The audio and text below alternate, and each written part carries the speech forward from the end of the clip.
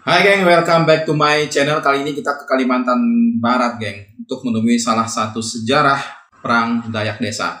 Di tempat lain kita sudah banyak mendengar pejuang-pejuang kita yang berperang. Ada peristiwa 10 November di Surabaya, kemudian ada Palagan Ambarawa di Jawa Tengah. Kemudian kita sudah tahu Gilang Gemilangnya serangan umum 1 Maret di Yogyakarta. Namun geng, pernah nggak kalian mendengar peristiwa Mandor?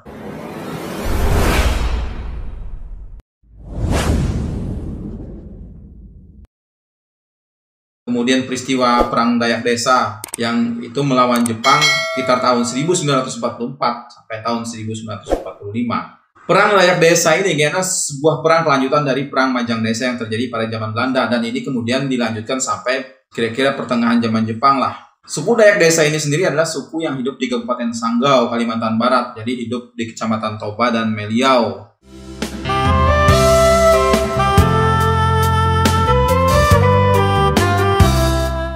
Ya, ada sekitar 50 kampung lah yang ada di sini. Pada masa kolonial Belanda, geng, ada sebuah perang yang bernama Perang Majang Desa. Jadi perang ini dipimpin oleh Pang Suma, tokoh Dayak di Dayak Desa ini. Jadi Pang Suma dan kawan-kawan ini, geng, mereka sering menyerang benteng Belanda di Sintang dan Sanggau. Ini tentu saja membuat Belanda ini resah, geng. Resah, gelisah, tidak menentu, galau. Akhirnya ya terpaksa Belanda ini kemudian meninggalkan benteng mereka ini dan berpindah bertahan di Pontianak. Nah, selanjutnya geng, pada awal pendudukan Jepang di Kalimantan Barat, ada 2 buah perusahaan Jepang yang masuk ke Kalimantan Barat berusaha di sana, yaitu ada Nomura di bidang pertambangan dan Sumitomo di bidang perkayuan, geng. Cuman karena Romusa, kita tahu sendiri Romusa ya, kerja paksa yang dilakukan oleh Jepang, banyak penduduk sana yang kemudian mati sia-sia. Jadi orang-orang ini disuruh nebang kayu, kemudian dirakit dan dihilirkan, dilarutkan entah kemana, itu yang tidak diketahui. Sama halnya yang terjadi di bidang pertambangan, geng. Jadi di lokasi pertambangan ini ada sekitar 10.000 orang yang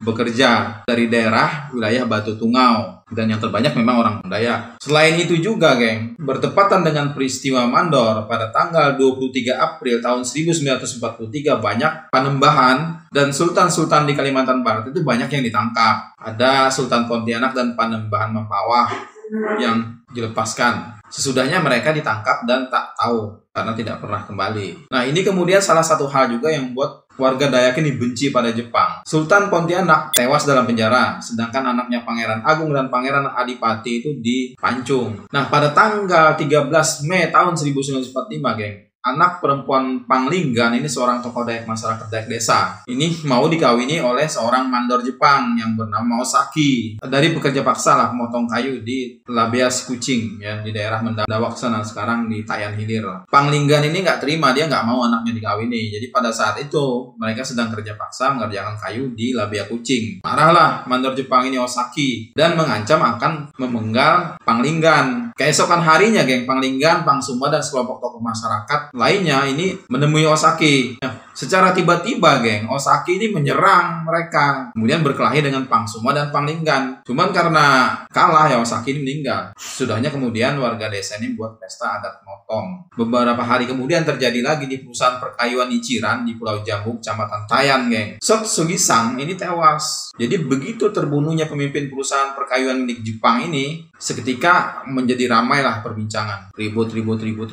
Setelah ini suku Dayak sudah mulai menyiapkan. Jadi para pemuka adat itu kemudian mengirimkan mangkok merah sebagai pertanda akan melawan Jepang. Dan pada pekerja yang bekerja di perusahaan kayu di Nitinan ini segera diperintahkan untuk meninggalkan perusahaan itu. Nah, betul. Tunggu. Dari Pontianak kemudian dikirimlah, geng, para kepetai yang terlatih dengan pimpinan Kaisu Nagatani. Jadi pada saat itu yang memegang perusahaan Jepang sebagai Bungken di Tayau adalah Miyagi, dan sebagai Bunco di Meliau adalah Damang Adat Dogong Siregar. Nagatani ini bertekad untuk menghancurkan laskar Pang Suma dan menyelesaikan semua yang terlibat, bahkan termasuk keluarganya lah. Sesampai di Meliau, geng, mereka menjadikan rumah seorang pedagang Cina bernama Kyung Chiu Siong itu sebagai markas pertahanan sementara Pang. Jadi dengan ditemani oleh Mantri Mambo, ya, menantu Demang Adat Dogong, dan seorang polisi Bunco bernama Yep menjadi penunjuk jalannya. Pada keesokan hari harinya, geng, ini mereka ini menyeberangi sungai Enibuan. Tujuan mereka ini tentu saja adalah pedalaman desa Kunyil. Pada saat tengah malam, geng, mereka sampai ke kampung Balai Putih. Jadi keesokan harinya mereka menemukan perjalanan ke desa Kunyil. Jadi desa Kunyil ini pun berhasil pasukan Nagatani kuasai. Mereka berhasil menguasai. Kemudian kepala desa Kunyil bernama Temenggung Mandi atau dikenal dengan nama panggilan Pangdandan.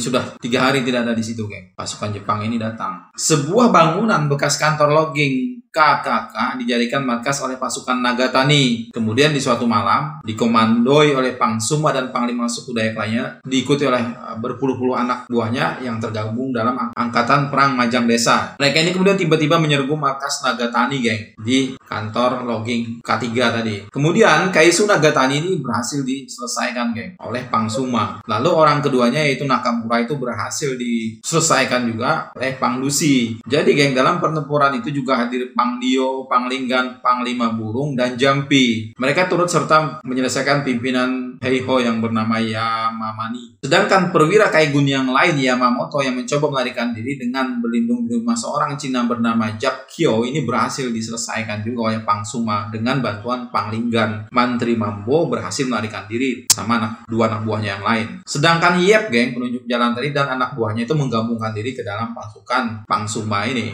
Jadi mereka ceritanya bergabung lah. Apa yang terjadi terhadap pasukan Jepang yang dikirim tadi, geng, para kepentai-kepentai ini yang dipimpin Nagatani ini tentu saja mengejutkan Jepang. Siapa ini pasukan yang berhasil mengalahkan orang-orang Jepang ya? Jadi Mantri Mambo dan Guncho Amat Dogom Siregar ini dituntut oleh pihak Jepang, ya. Tanggung jawab mereka terhadap kematian para serdadu Jepang tadi. Jadi kemudian mereka ini dikurung di bekas gudang penyimpanan garam di Tayan. Jadi bersama mereka juga dikurung ada Sulaiman, itu juru tulis Gincho. Kemudian ada Abang Syahdansyah, sekretaris Damang. Ada Hussein Madrus dan kawan-kawan lah.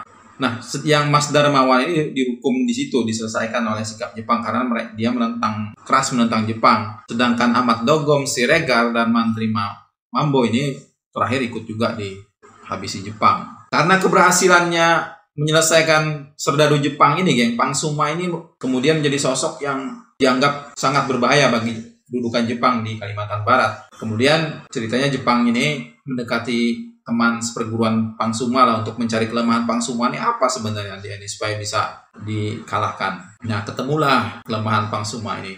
Oke, geng, next. Jadi Pangsuma dan Raden Iting, pewaris kerajaan Melio, ini mendirikan markasnya di kampung Rambai, geng. Jadi laskar Pangsuma ini berhasil menduduki kantor Gancho Meliau. Sementara pasukan Raden Iting ini memperkuat pertahanan mereka di seberang. Jadi sejak ditangkapnya Demang Adat Dogong Siregar, pemerintah distrik Meliau ini vakum, geng. Pada tanggal 24 Juni tahun 1945, Pangsuma atau biasa dikenal juga sebagai Panglima Menera ini memasuki Meliau. Jadi Meliau ini berhasil direbut pada 30 Juni tahun 1945, geng. Pada tanggal 14 Juli tahun 1945, bala tentara Jepang menyerbu Meliau dan berhasil menguasai beberapa wilayah Meliau. Nah, tanggal 17 Juli tahun 1945, geng, Pangsuma ini menyerbu markas Jepang di kantor Guncho Meliau. Pada hari itu, Pangsuma telah mendapatkan pertanda buruk sebenarnya. Dia sudah menghadapi firasat. Kenapa? Karena ujung nyambornya itu, pedang khas mereka itu, ujungnya itu patah punya dia ini.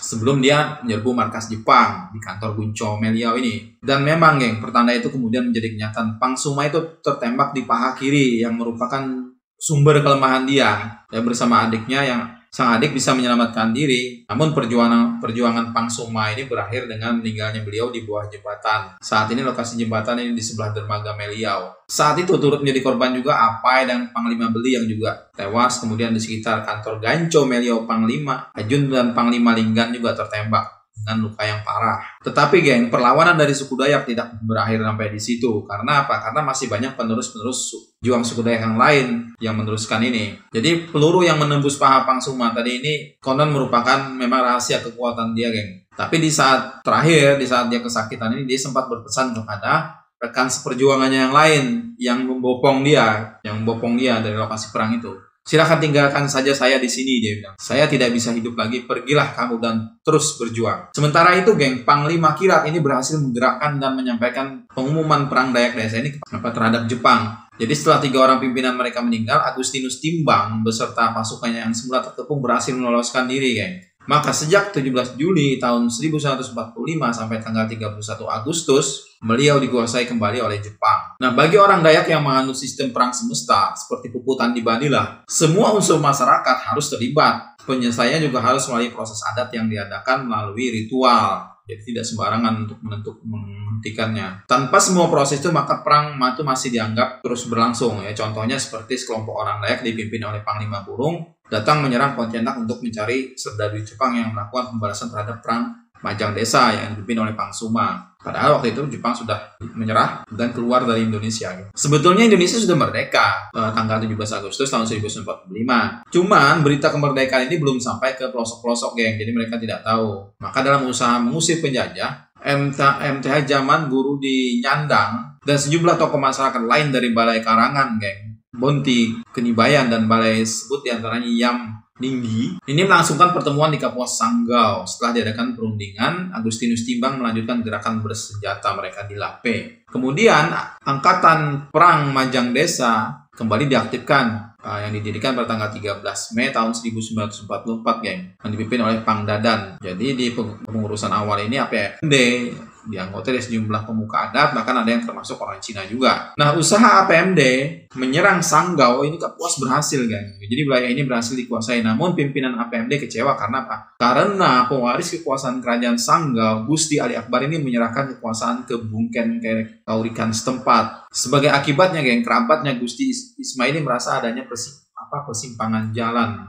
dalam menghadapi Jepang. Kemudian selanjutnya Gusti Ismail dan Gusti Soha bersama pimpinan APMD yang lain ini menyerukan pertempuran terbuka. Dalam berbagai pertempuran inilah, geng, kedua belah pihak banyak jatuh korban. Meski Jepang menyerah kepada sekutu, perlawanan rakyat tetap berlanjut, geng. Bahkan APMD masih di kota Pontianak itu untuk memerangi Belanda. Pada Juni tahun 1980, geng, Laksus Pangkop Kamtibda Kalbar Untung Sridadi ini bersama Gubernur Kalbar Sujiman yang melakukan serah terima dari ahli waris APMD seperti Yam Linggi dan Agustinus Timbang tadi berupa 5 tengkorak pasukan Jepang. Jadi sewaktu perang Dayak Desa dan sebilah samurai milik Takeo Nagatani, perwira Jepang yang tewas tadi. Kemudian selanjutnya barang-barang yang diserahkan ke pemerintah Jepang diwakili Katashima dan wakil keluarga Nagatani dan Yoshida dan kedutaan besar Jepang di Indonesia di Jakarta untuk dibawa pulang ke Tokyo, geng, Jepang. Itu kira-kira kilas bagaimana warga Dayak, suku Dayak menyerang penjajah di perang Dayak Desa. Terima kasih sudah menonton, kita akan berjumpa lagi.